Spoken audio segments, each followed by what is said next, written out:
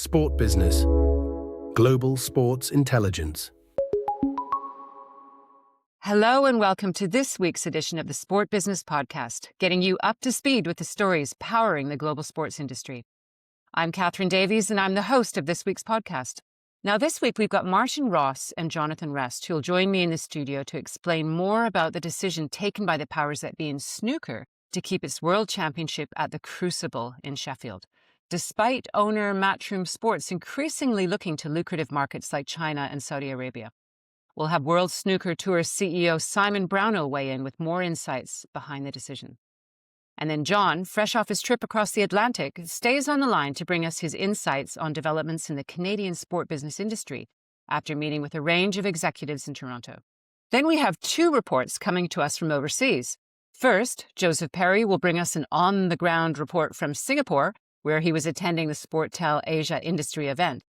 He'll bring us updates on the FIFA World Cup rights sales process in Asia, news about the AFC tender, the latest about the Premier League's upcoming D2C service, and more. After that, Ben Cronin will call in from Spain, where he's at LaLiga's Jornadas de Clubes, an annual gathering organized for the 42 first and second LaLiga clubs to focus on the business of Spanish football. We'll wrap up as usual with a quick look at what's coming our way in the weeks and months ahead. But before we move on, a quick housekeeping message. First, this is my last week as the host of the Sport Business Weekly podcast. The logistics of it all, with an 8-hour time difference between me on the west coast of Canada and all my colleagues in the UK, has been challenging for all of us, especially our wonderful audio technicians and editors. So, from next week, Martin Ross and Jonathan Rest in the UK office will come on as joint hosts, and I'll be on the roster as a panelist. I know I'm leaving the podcast in excellent hands as we pass the 12-month mark since launching, and I look forward to the next 12 months with Martin and John at the helm. And now, without further ado, let's move on to our first topic for the day. I'm joined now by Martin Ross, our global news editor, and chief correspondent Jonathan Rest in our London office. John, we spoke last week, but Martin, unusually, it's been a couple of weeks since you were last on. Tell us what's new with you and what's on your radar. Work stuff. Work. Some of us have to work hard while others gallivant around New York and Toronto. Only joking. I have been breaking huge exclusives in the world of flying discs, which I will not bore you with the details with. Maybe we'll pop it in the underneath in the blurb for a treat. Basically, a big licensing story around rebrand for the World Flying Disc Federation and Whammo, the manufacturers of Frisbee. But anyway, enough of that.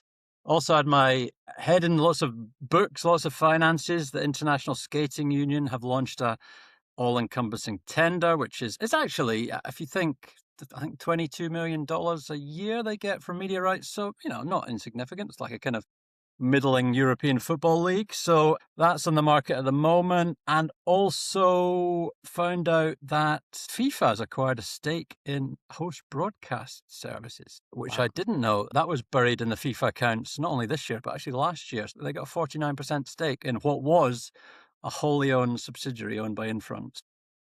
Little nuggets, not the chicken nuggets John's been feasting on in New York, but lots of little news nuggets.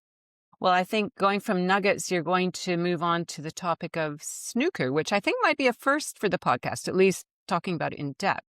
And specifically about the decision announced this week by World Snooker to hold its World Championship at its Crucible home in Sheffield for the foreseeable future. Despite owner Matchroom Sport increasingly looking to other markets, perhaps more lucrative markets like China and Saudi Arabia. What can you tell us about that deal, with that decision, Martin? I can also tell you that I once hosted an illegal World Snooker Championships in my garage. At the age of 16 and a half, I think I was living in England and basically got all my friends to come over and play snooker at lunchtime because I lived right opposite school. And I wrote to Iron Brew and told them it was an opportunity in 1999 to get into the English market, which they went, and they sent me a whole bunch of stuff. I said I wanted to make them title sponsor. They agreed, and they sent me lots of hats and T-shirts and printed off a whole bunch of bottle labels so that I could put around the table and on the trophy. So yes, I hope I don't get sued by Matchroom. Apologies, but there we go. That's extraordinary. That event is... I think you missed your calling. Yes. I think you missed your calling to be going to marketing and sports or something perhaps more lucrative. Did you dress up? Did you have bow ties and everything? Yeah, I did. I wore a bow tie, waistcoat and a kilt.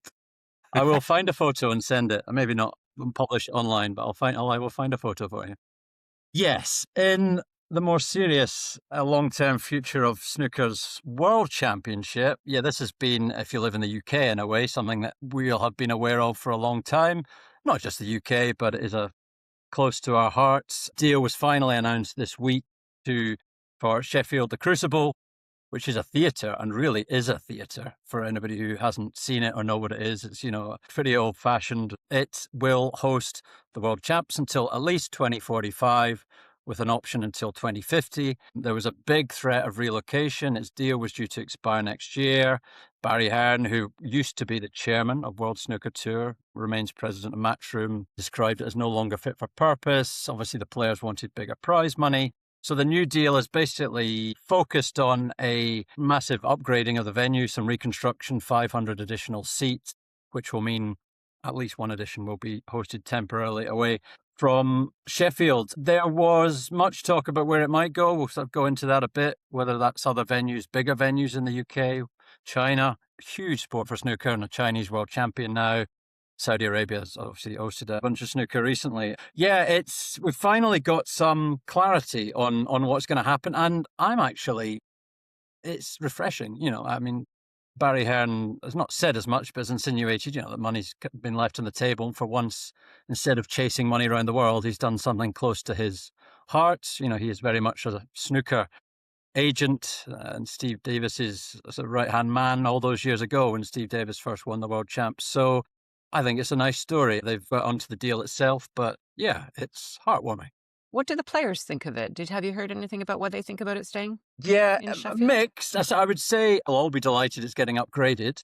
So there have been increasingly kind of murmurings of how unhappy some of the players were. As an Iranian player, Hossein Vafai, I think in 2024, complained that it was smelly. And he said that the practice facilities were like playing in a garage. Maybe he may have competed in my 1999 World Champ, which was in a garage. Felt it was outdated, felt that the prize money wasn't enough. I interviewed Simon Brownell, CEO of World Snooker Tour today, and he said he's had lots of messages from players who are very happy. But of course, he said that players have expressed their feelings in recent times over what it is. And also, even if you think 1977 for the first one versus, next year, that'll be 50 years, the kind of makeup of players has changed so much over that period.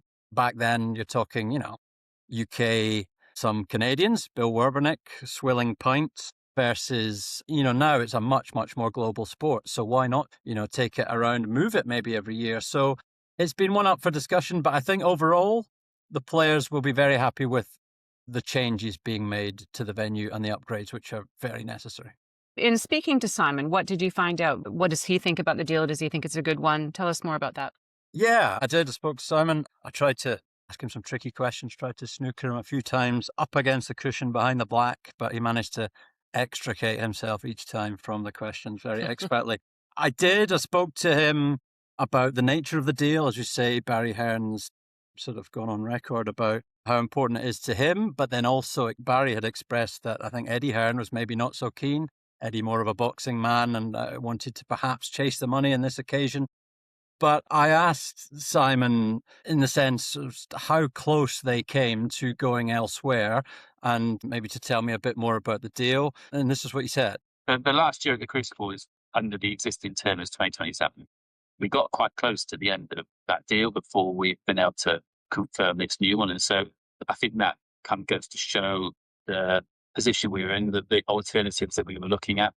It's having a big hosting fee from a single kind of country looking to acquire this event is one thing, but the World Championships is a huge event. It's not just the money that's raised for the World Championships, it's the money that's raised for the whole tour. This is our biggest event on the tour, and one of our best ways to engage, one of our biggest audience, one of our best ways to engage with our audience around the world. And there's so many factors that sit behind the decision. Yes, we were looking at alternatives. Yes, we had inquiries for alternatives, but our history is with the Crucible. And I think ultimately that's what led the decision.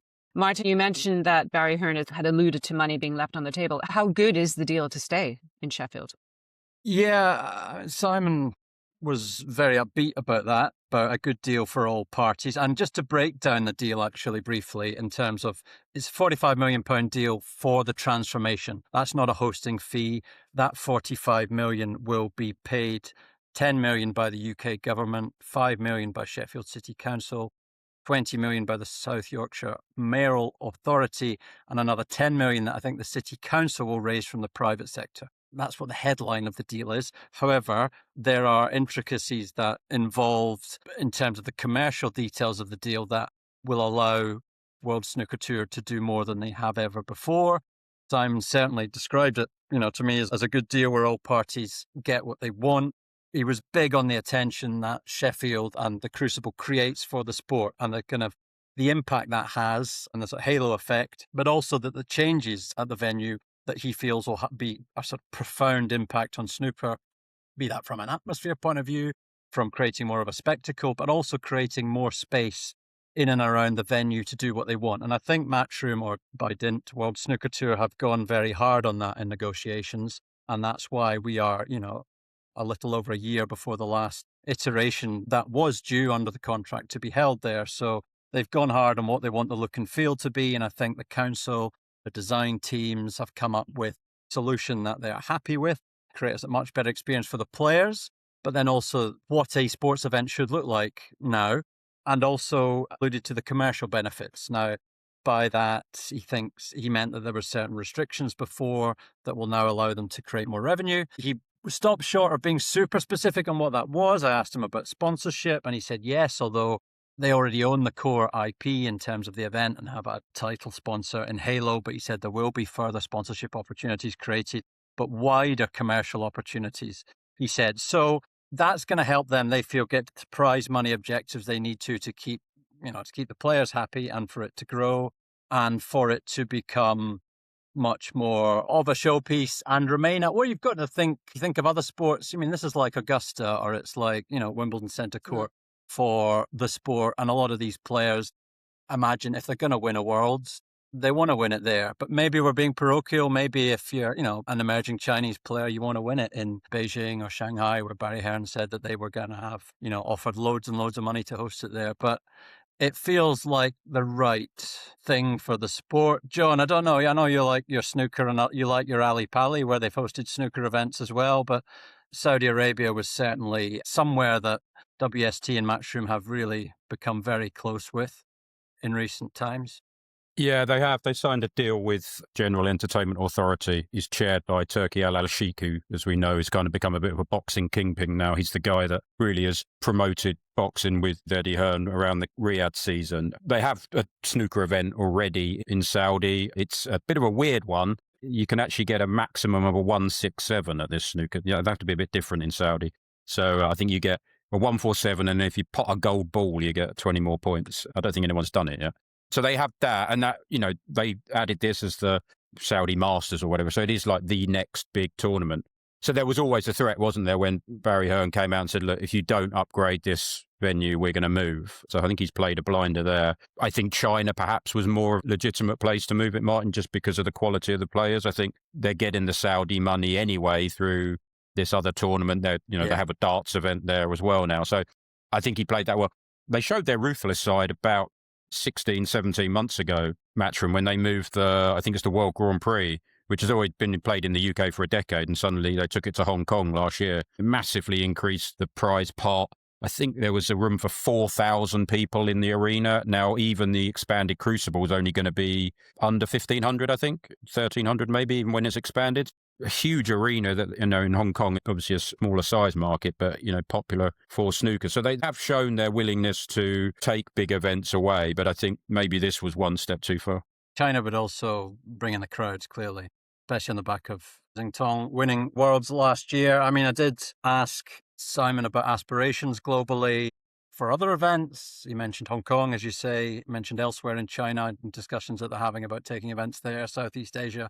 But the difficulty is the calendar's now kind of so sort of locked in and quite global already. It's almost hard to find these extra spots. You've been talking, both of you, about Saudi and China, and the Crucible is going to be rebuilt, and so it won't be available for a couple of editions. Do we know how long it will be out of commission while it's being rebuilt and where they're going to hold the events in the interim? My old garage, is the answer to that. Nearby. Well, at my old garage, though, we need to use the small queue when you're up against the wall. Your big queue, and then if it's tight up against the wall with a bike in the way. So I think that What's the capacity? The capacity. What's the capacity? How many? Yeah. Seven standing and a cat was probably the capacity, and maybe one fixed camera. But we'll see. I'll send an email into Barry, see what he says. So the hope is it's one edition away in 2029. That'll depend on how quickly all the construction is done. I suppose it could be two, but the big hope is that 2030 will be the return to the Crucible and an all singing, all dancing Crucible. The conversations that are being had by World Snooker Tour around where that would be are in the UK and not in the UK. Get a sense it would probably be more likely in the UK, maybe a venue that they've not been to before. Ali Pali's certainly very well attended for the event there. And actually, Neil Foulds, I don't know if John remembers Neil Foulds, snooker player in the 80s and 90s. I do, yeah. He ran a poll yesterday on X. He got 3,201 votes. 47% of his followers thought that it should go to Ali Pali in London. 30% the York Barbican, another quite famous snooker venue. 12% Berlin Temptrom. I thought that was an airport, but apparently that's a snooker venue. And 11% other, which obviously my garage falls into the 11% other. Ali Pali, the favourite, if you ask Neil Foulds. Astonished at the things you spend your time looking at on X, Martin. That's extraordinary. Let's move on from that quickly. Let's move on quickly from snooker in Sheffield, and we're going to move on and hear what John has to say about his trip over the pond. But first, we'll take a short break. We'll be back in just a few moments. From private equity to global media and US college sports, unlock the most trusted data and insights in our reports. Explore more at sportbusiness.com. Now, I'm here with Jonathan Rust, our chief correspondent, who has just returned from a road trip to New York and Toronto, where he was gathering insights for his weekly On the Money newsletter, which tracks the flow of global capital across sport. Welcome back to the podcast, John. Hi, Catherine. How are you? I'm very well. How have you recovered from being in Toronto and what I understand has been an unseasonably cold winter so far? I have, yeah. So I had a meeting, and in the 20 minutes that me and this guy were meeting, it snowed heavily outside. So that was quite fun to see. And obviously, as a Brit, I was stunned, and everyone else was just going about their daily job as if this happens all the time. Yeah, it was an excellent trip. I had 4 days in New York and then a couple of days in Toronto, and quite obviously contrasting with the World Cup coming up about how much promotion there is. I mentioned in last week's message I sent that in New York, you could walk around and not have any clue that this party was coming to town. But yet in Toronto, as soon as you got off the aeroplane into the kind of arrival lounge, there was a big World Cup kind of sign there promoting the World Cup. They had a big promotion thing at the ice skating rink outside City Hall with a big Toronto 26 and FIFA logos. And in the shops, they had kind of FIFA merchandise. So yeah, it's quite striking to see the difference. And obviously Toronto, I think, has only got a kind of 6 or 7 games, isn't it, with Vancouver? So in the other half, it's, a much smaller market for FIFA in that sense, but they seem to be buying into it a bit more. But maybe that just says more about how busy New York is as a city and how much everything else is going on in town. So yeah, I mean, there's 6 games in Toronto and 7 in Vancouver. So you're right. It's very small. But I think also because there's a lot of public money and effort involved in it. The city of Toronto is deeply involved in it, as is the city of Vancouver. And I think as you were there this week, they just announced the final upgrades to BMO Field as we know it, but has to be called Toronto Stadium for the duration of the tournament. But $158 million of mostly public money to upgrade it. So you can see why they're doing a bit of a public sing-song about it, because they want to get people interested and involved and appreciative and perhaps forgetting about that $158 million price tag. Yeah, well, I was talking to people about BMO Field because there's games this week. They're playing Iceland, actually, Canada, in a friendly. I saw some of the Icelandic staff walking around the city. And some of the people were saying, some of the people were saying it's a nightmare stadium to get to and out of, and they're hoping that FIFA make that an easier process. I'm not sure if they will, but that's the hope there. Well, a little tidbit on that. My son is the head of transport for FIFA in Toronto, and it's a bit of a nightmare because there's the subway and the GO trains and the buses, and they're all separate companies, and nobody talks to each other, and they don't coordinate their schedules. And so he's extremely busy. Sounds like he's got a job on his hands. And will be for the next couple. He certainly does. He certainly does. Now, so that's the World Cup. There's a couple of other things a few other things that you looked at while you were there, and I believe you were talking to our good friends at Rogers, weren't you? Well, I spoke to people from across the Canadian sports media market and, broadcasters, leagues and investment funds as well. Yeah, there's a lot going on. I think there's a couple of things that we can kind of talk about kind of more generally, topics, if you like. And I think the big one is, the size of Rogers, really. They are, as we know, a huge amount of sports properties and venues that they own. They're actually, understanding I have is that they're looking at buying the remaining 25% that they don't own in Maple Leaf Sports and Entertainment. They bought out, I think it was 35% that Bell owned about 18 months ago now. That took them up to 75%. The other 25% is owned by Larry Tannenbaum via his Kilmer Sports holding company. And the word in Canada is that they are looking at buying the remainder of basically having 100%, perhaps by the end of this year. And that cost them anywhere up to kind of $4 billion. But that would just give them control of so much. I mean, Blue Jays in baseball, they've got their own Sportsnet media network. I mentioned the Rogers Centre, the Raptors, the Scotiabank Arena, and basically the whole of Toronto, wherever you'd walk, it would be Rogers owned. So the interesting thing, if that deal comes through, some kind of more investment side of people I were talking to is that, and I think there was an analyst note that came out on this recently, that Rogers could then look to sell around 30% of the stake in the whole company to private investors in a bid to pay down some of that debt. So, you potentially see some businesses being spun off by the end of, that would be more like 2027. That, certainly some things to look out for there is just what Rogers do with that huge entire property that they'll have by the end of this year, it sounds like. Are there any questions from the competition authorities? Because they own pretty much all of Toronto's sports properties, plus the arenas and everything. And telecoms, they bought Shaw Telecoms last year. They're a very dominant force. Do they express any... I think more broadly, I think there's, from a media point of view, talking about, there were three big firms, and they bought Shaw. So you've kind of got a duopoly anyway when it comes to broadcasting, as you know, with Bell and with Rogers. I mean, the due diligence has obviously been done on this when they bought the 35.5% stake or whatever it was that Bell owned. It's just the centralization or the control of assets that they'll have, I think, is going to, raise some flags. But again, they are looking to bring this in-house and then by all accounts sell it off. But I think, just from a people point of view, a lot of folk I spoke to said, they are going to, they call it synergies, don't they, when these things are, we know what that means. It's, there's going to be a lot, unfortunately, there's going to be a lot of people who will be facing job losses because you're not going to need, when they're centralizing all these assets, they're not going to need the people they've got now. So that's, I think, quite a big thing to look out for. Yeah, and I think one thing that the people I speak to have been concerned about is, Rogers owned Toronto FC, the Leafs, the Raptors, the Blue Jays. And these are all Canadian teams that play in American sports leagues. So a lot of the money goes to the US in these, febrile times. And so that means leagues in Canada, and we'll talk about this later in the podcast, but leagues like the CEBL Basketball League and the CPL, they struggle to get a look in. So it is an ongoing question that a lot of people debate about constantly in Canada. Yeah. I think another big issue, sticking with Rogers, I think, because, I mean, as you know, there's not loads of major rights on the market in Canada at the moment. A lot of things are kind of sold up. The big deal was done last year was Rogers' renewal of NHL rights. I think it was done, we did the story around a year ago, actually, pretty much to the day. Now, that deal is huge. I think it begins 26, 27. It would be another, I think, 7.7 billion US dollars. So that at the time was around 11 billion Canadian dollars. Side note, I was very rich in Canada. I could buy a beer for the equivalent of about £5. I was delighted. Yeah. Wow. Keep that going. So, yeah, I think this Rogers deal was really interesting. They've obviously paid a hell of a lot of money to keep these NHL rights, which obviously do well for them in Canada. But what they've got to do is recoup some of that. Currently, I think it's Amazon, isn't it? And CBC have some games as well.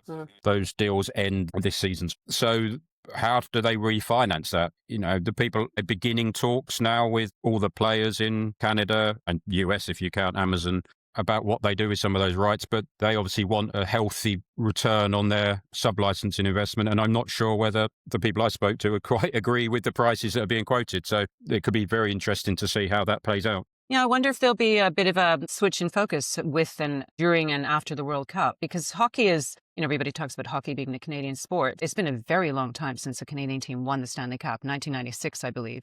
Last year, they came close. There's just the issue of, Canadian players have to be paid in US dollars, or players on Canadian teams, and there's more favorable tax regimes in states like Utah and Florida than there are in Canada. So it's very difficult to see a Canadian team winning in the future, and that's what they need. So got a tough ride ahead of them. And you're right, I don't think the CBC is going to be paying for, NHL sub-licenses anytime soon. No, so I think the fact of the matter is the games that are being shown aren't exclusive anyway. They're, simulcast. Yeah. So what you're not paying that money for exclusivity. And just a wider issue, and this isn't a new one for you, Catherine, obviously you've worked in that market, but it was new for me. I think when you're somewhere so close to the US and that sports market, you just immediately think Canada's a massive media market. And the people I was talking to were saying Canada is kind of priced at 10% of the US dollar, if you like, so for a sports property. And the people I spoke to said it's actually closer to 1%. That's the real dollar value. So when they're getting these rights holders come to and get pricing it at this point, they said it's way too much. And at the moment, as I say, it's only really Rogers and Bell that are there to fund that. Yeah, and I saw an ad last week for coverage on TSN, which is Bell's sports channel. And it was this great big push for the NCAA hockey matches that they're showing. So that's college hockey. And at the same time, there's a very vibrant Canadian college hockey scene, and matches are sold out all across the country for Canadian college hockey, and they're not even shown on TV, which is astounding. Some of them are shown on the CBC, to be fair, or streamed, but it's all about NCAA college sport here, and no move to sort of look at Canadian sport and invest in it and protect it. And I think that's what upsets a lot of people who I speak to. I think that might be coming.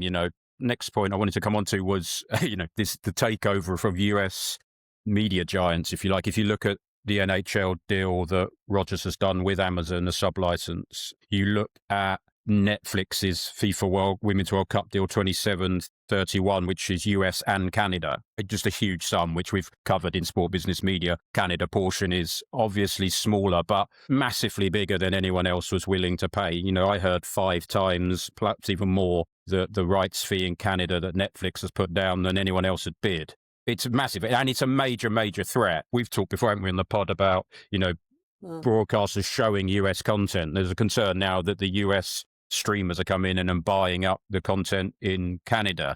And a couple of people, again, I spoke to, off the record, and we won't be naming names, but there seems to be a push among established Canadian broadcasters for some kind of listed events legislation, something that would prevent US firms or international firms, if you like, coming in, buying what they see as kind of content of national interest. We have it in all over Europe and parts. So, it is in Australia as well. They call it different things, but there seems to be some kind of concerted push at the moment among the big players there to pressure the government into that. There is the CanCon ruling, Canadian content, and TSN and Sportsnet do have to have a percentage of their content as Canadian derived, and it's very stringent. You have to have all your producers and directors and gaffers and all that have to be Canadian. But I think things like studio content and the talk show portions can count for that. Yeah, and that brings us up to the next question of what's going on in the CRTC. But the CRTC is the Canadian regulator, isn't it? And they pretty toothless. I mean, they did last year order Rogers to carry a channel, and Rogers just said, sure, and then didn't do it. And that's the situation that we're faced with. But you were going to talk about the CRTC ruling, weren't you? The current one. Yeah, I mean, it is very niche, this. I mean, it's kind of soccer in Canada is the kind of... So OneSoccer, which is the streaming platform that shows CPL, Canadian Premier League, national team, and has increasingly been adding some European content. Only this week announced their deal for UEFA Women's Champions League rights. Also shows a little bit of Bundesliga. You'll know this, obviously, Catherine, but OneSoccer has had this issue where Rogers won't carry the channel. It's been with the regulator. I think last June, the regulator, CRTC, came down and ruled in favour of OneSoccer. And where are we now? We're in March, and they are now only in the last few weeks kind of entering the deciding moments of arbitration, essentially. So it's essentially the regulator is deciding how widely Rogers have to carry the OneSoccer channel. It's been a problem. It is a problem. I mean, Rogers has repeatedly said that soccer is akin to a fringe sport, and so therefore it should be carried in the same tier as channels that have, 20,000 subscribers and show no Canadian content. I mean, soccer is the number one participation sport in Canada among young people. Far, far more than hockey, and basketball is second, I think. Also, when Rogers Sportsnet showed the World Cup qualifiers last time around in 2022, they were given those rights by OneSoccer to simulcast for free, and each one got about 1 million viewers, which is hardly fringe in a market like Canada. So it's really about protecting their investments in what they have now, which is basically the major league sports. So you can understand where they're coming from.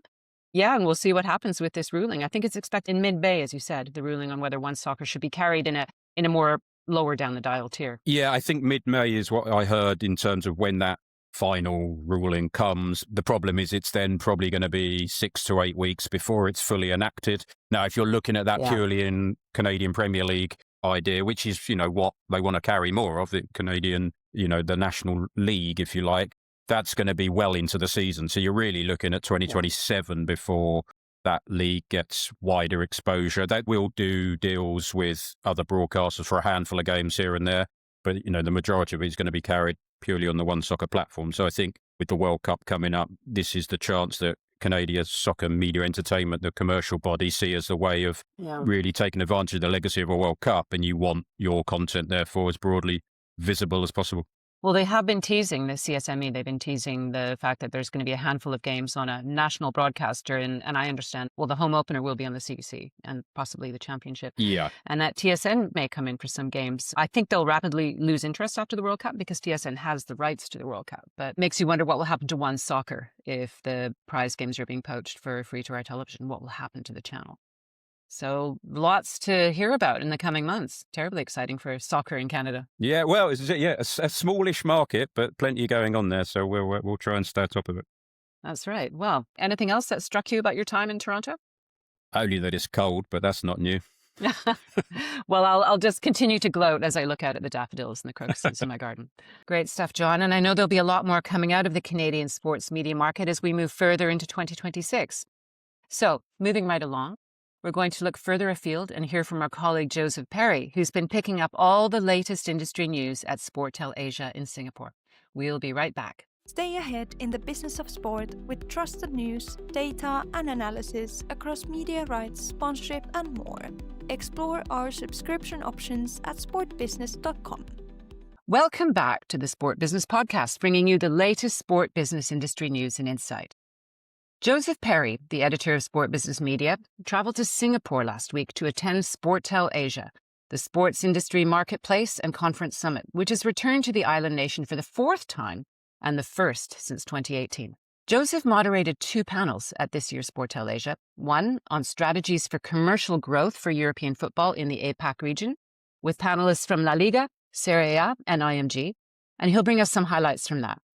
His second panel focuses on content acquisition strategies in APAC, where he led a Q&A session on what buyers in the region are looking for.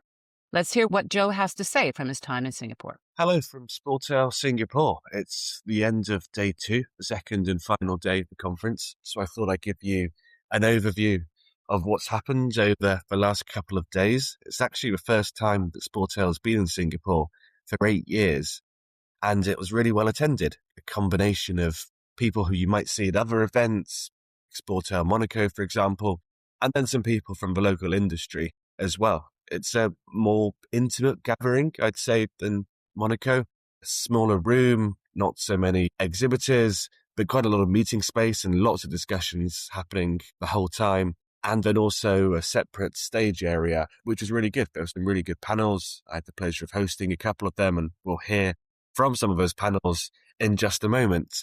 I think in terms of the main talking points, there were a few topics that came up again and again. One of them being about the Asian Football Confederation rights, which are on the market at the moment. The tender process was launched at the tail end of last year, and just last week, the second round of bids took place. I think the general consensus is that no one would bet against the Asia Football Group, the AFG, retaining those rights. But there are other players involved, and so lots of people quite interested in what's going to happen there over the next couple of weeks or couple of months. In terms of other stuff that's going on, one of the main things is FIFA. FIFA is still looking for broadcast deals in several Asia-Pacific markets with just, 3 months, slightly less than 3 months to go before the World Cup. Those main markets where they're still looking for deals are China, India, Thailand, Malaysia. And from what I've heard over the last few days and what we know as well from our reporting on this, is that there's a combination of different reasons, and that makes it pretty tricky. There's no quick fix. So in China, for example, what we've heard is that the state broadcaster CCTV is reluctant to pay a big fee, partly, some people say, because its own advertising revenues are down a lot on what they were before the last World Cup. And also, I think there's this added dimension of it being a US-hosted World Cup It's obviously a time of great geopolitical tension, and it's very sensitive to be spending big money when you're a state broadcaster on an event which is going to attract some level of political discussion. So that's going on there. In Malaysia, from what I've heard, FIFA and broadcasters are worlds apart on their valuation of the rights. And then there's a similar challenge in India, which is a really tricky market. As we've discussed on this podcast recently, it's not just FIFA who are trying to get a deal done there, as the International Olympic Committee as well. There are other rights holders who are really struggling to make headway in a market that seems to be so dominated by cricket and, in particular, the IPL, as we heard about last week. And actually, Jean-Christophe Petit, FIFA's media rights director, was asked about the challenges in those markets during one of the panel sessions, and this is what he had to say. We still have some work to do for 26. We still have, China. We haven't finalized the deal. We still have India as well to go, and a couple of others. So we cannot rest, let's say, and we still have some challenges. And the question, when you sell the World Cup, it's obviously we're very humbled or privileged to be selling the World Cup. It's a highly demanded product, but then it's a question of agreeing on price. And ultimately, we hope we can find the sweet spots. And usually there are some markets like Thailand, which are historically very late. The last World Cup was signed the day before the World Cup started. It's not that we want to repeat that, because it's never good to not have the commercialization window that the World Cup should have, but it's a negotiation at the end. So it's a question on getting the right price and the right platform for the viewers in each respective territory. Another discussion topic that came up over and over again was the Premier League's move to go D2C right here in Singapore from the start of next season. Now, obviously, we covered it a couple of weeks ago on the podcast at length from the Premier League's perspective, but it was also interesting to hear from StarHub's perspective, because StarHub is the local broadcaster that's going to be working in collaboration with the Premier League on this. They previously held the rights exclusively. So on the face of it, it might be quite difficult to understand what's in it from their perspective. But on one of the panels that I hosted, we were joined by Aisha Razak-Derwish, Content Acquisitions Manager at StarHub. And I asked her about the move, and this is what she had to say from StarHub's perspective. And what we bring to the table is obviously the technological and product capability, as well as the market know-how, right? I mean, Singapore is a digitally mature, but yet a compact market. So it makes sense to trial something like this here. And I think at the end of the day, what we want to achieve is to be able to bring value to our customers, our own StarHub customers, and also to the football fans. I mean, we recognize that this is something that is an evolution in how media would be. Then finally, in news that might be of wider interest beyond just the media rights audience, on one of the panels that I hosted about European football rights holders and what they're doing to stimulate commercial growth in APAC, I asked about the idea of taking matches abroad. Now, we know that's not a new concept. In fact, just this season, both Serie A and LaLiga were thwarted in their attempts to play matches overseas. In Serie A's case in Australia, in LaLiga's case in Miami. So I asked Serie A's international media rights director, Ana Guarnerio, whether she felt that was a missed opportunity and whether there could be the possibility of matches taking place, perhaps competitive Serie A matches taking place overseas in the near future. And this was her answer. Definitely, this was a missed opportunity. Missed opportunity for us, but also for this part of the world, I would say, for this market. Because clearly the fact of having this strong invite from Australia to go and play a game comes from the summer tours that our clubs have been making over the past summer seasons, where they've really filled up stadia.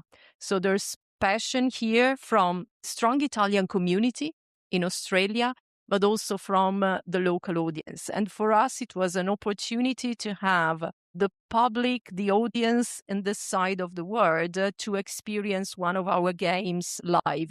Italy in the end is far from this part of the world. Italy is a tourist destination for several people in this area, but it's not for all of them. So bringing our product closer to them, in our opinion, would have been an opportunity for the fans, an opportunity for the media rights holders here, those who are our partners and those who are not, to experience closer. And, it's over in that context, meaning it was not possible to come here and play, but the interest remains. And so the truth is that some of our clubs are currently having discussions to be here over summer, with the possibility also, for the league to be involved in that. So not much more I can say at the moment, but this reflects the fact that even though we were not successful with that specific game, there's still a strong appetite to experience our football, which is, the typical Italian passionate football that brings together a lot more together with the game. It's not just a game, it's the full experience. And there's still a lot of appetite in this part of the world to have it. And then Ivan Codina, LaLiga's managing director in Southeast Asia and a number of other Asia-Pacific markets, struck a pretty similar tone when I asked about LaLiga and whether they still have ambitions to take matches overseas. Probably we will keep trying. I think that we're getting closer to it. The reality is that as of today, we haven't been able to unlock this opportunity. But same as Serie A, Bundesliga, Premier League, we have a global audience. And even despite we having the utmost respect for the local fans in Spain, I still believe that there should be a formula that this can happen. We can keep all the relevant parties satisfied. So we will keep trying. But I think that the biggest question here is that how much of an impact has this in the results of a media rights negotiation, right? Because, I think that the question was, do you think this has a massive impact? Well, of course, a one-off, activation like this can have a massive impact that can hit in pretty much all the different KPIs that you can measure. I still believe that a long-term strategy, developing the local environment or ecosystem, finding ways to engage on a regular basis with the fans can have a bigger result or impact at the end. So those were some of the highlights from the last couple of days. As ever, there's a lot of other things going on, some very interesting conversations. Not everything that we can report, but you will be able to read about some of the stuff that we've heard in Sport Business and Sport Business Media over the next couple of weeks. But I've got a flight to catch to Kuala Lumpur in the morning, so I'm going to clock off now. But I look forward to catching up on the podcast when I'm back. Cracking stuff, Joe. Thank you for all your superb insights and safe travels back to the UK. And for our listeners who weren't able to make it to Singapore this year, you can listen to the full panel session, not just for Joe's panel, but for all the rest, on the Sportel Connect app. We're off for a short break now, and we'll be back in a few moments. Stay ahead in the business of sport with Sport Business newsletters, covering the biggest stories driving the industry, delivered straight to your inbox at no cost. Sign up today at sportbusiness.com. Welcome back to the Sport Business Podcast, bringing you the latest sport business industry news and insight. We're going to take a quick trip now down to the Med, where our global sponsorship editor Ben Cronin is spending a couple of days at the Port Aventura theme park near Tarragona in Spain, where he's actually attending LaLiga's Jornadas de Clubes. And for those who don't know, LaLiga's Jornada de Clubes is an annual gathering organized for the 42 first and second division La Liga clubs to focus on the business of Spanish football. Let's hear what Ben has to say about the event, what he was doing there, and what he has learned. Hello, Catherine. Talking to you from La Liga's Jornadas de Club, which, as you probably know better than me, translates as the journey of the clubs. It's the Spanish League's annual conference for all of its member clubs, or at least most of its member clubs. To set the scene, it's taking place in Sportel Worlds, which is near Tarragona in Catalonia. It's kind of a mix between a theme park and a holiday resort. So you've got things like roller coasters and rides, which might make it sound like a slightly curious setting for a sports business event. But then you find out La Liga has got a joint venture with the resort, which was actually the site of one of their first themed sports bars. So there is a reason for holding it here.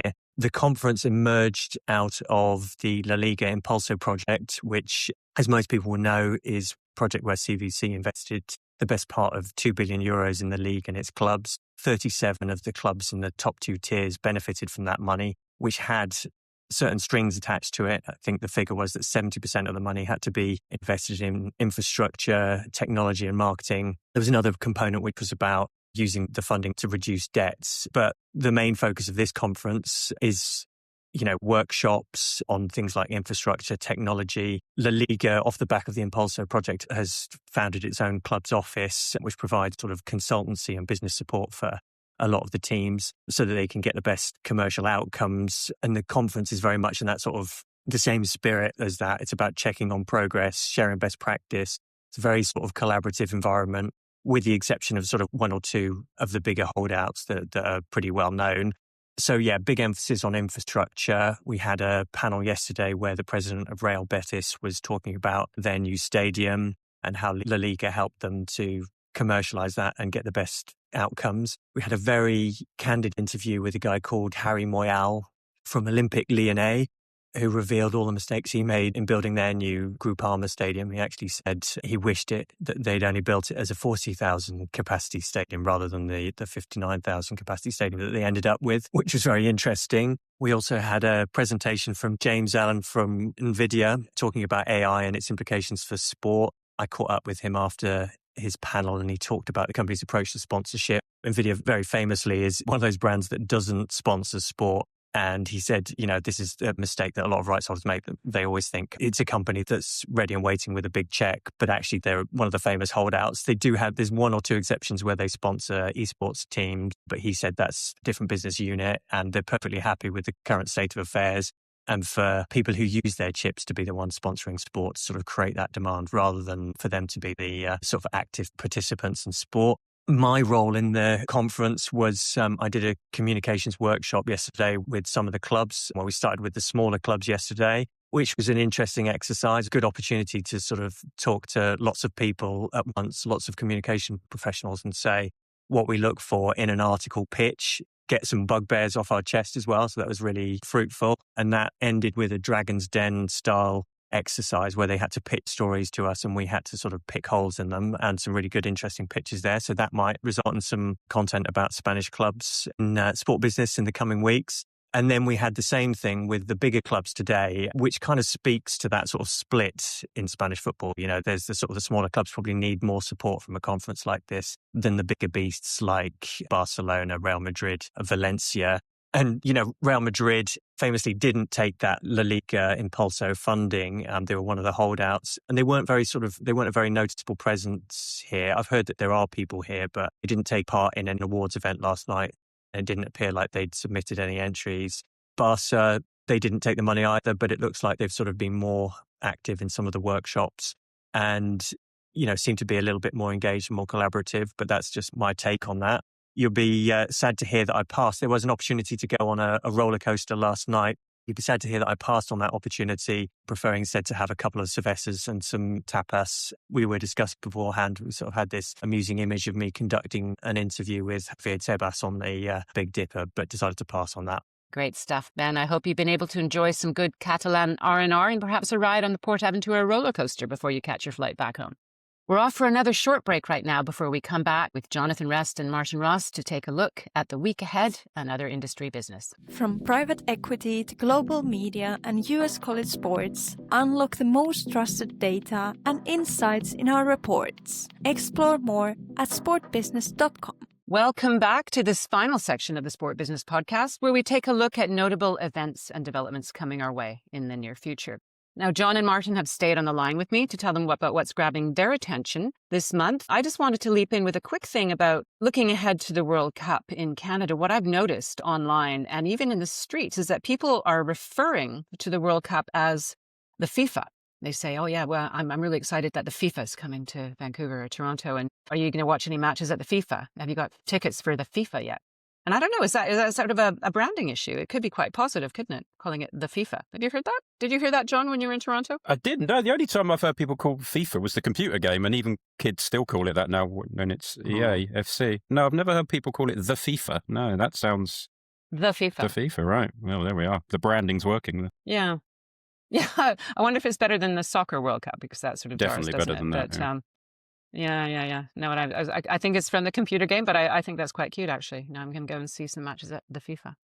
We're talking about the FIFA. It's the World Cup playoffs starting tonight for the last 6 spots I think we've got left. There's some great little stories. I mean, Italy haven't played at a World Cup since 2014, and they've kind of done the big TV rights deal there without knowing if they're going to be in the World Cup. So if they don't make it, I think they've got Northern Ireland, haven't they? And then either Wales or Bosnia. So that could be interesting. You've got something like Kosovo, who've never been in a World Cup, or Kosovo, I think, wasn't it, during the World Cup draw? We had the poorly pronounced their name. Wayne Gretzky said it, yeah. And then elsewhere, you've got the games in Mexico. Jamaica are playing New Caledonia for a chance to play DR Congo, and then Bolivia, Suriname, potentially for a place against Iraq, although there are concerns that Iraq won't be able to actually get to Mexico. And then whatever happens with Iran and the World Cup, Iraq could already be pushed into it. So there's still kind of a lot of decisions to be made, even when these games are over by early next week. So yeah, definitely worth keeping an eye on those. We'll be hanging on to that Italy match tonight, because if they make it through, their first match is against Canada in Toronto, which would be a big drop. I was speaking to a woman waiting to get on the aeroplane at Toronto, and she's Canadian-Bosnian, and she was flying to London to go to the game in Wales today. And yeah, she was hoping it would be Bosnia for the first game in Toronto, so that was her hope. So a shout out to her. I imagine the million strong, or however many Italians there are in Toronto, would beg to disagree with that outcome. Yeah, right. Well, Martin, what are you looking ahead to, or do you have any other thoughts, any other business? Couple of bits. Yeah, I just wanted to give you my top 5 of the UEFA halftime show presented by Pepsi acts of all time, given the news today that the Killers are going to be headlining this year's final, which is quite exciting. I think I'm going to go for an eclectic mix. I'm going to put Linkin Park in at number 5. They did last year, just for the amusement factor and all the rockers in their 40s and 50s. Dua Lipa, maybe one for the young team, or the younger team. In at 4, Lenny Kravitz, number 3. I once saw him play in Paris, so we'll go for Lenny. Let's put the Killers in at 2. I realise Killers.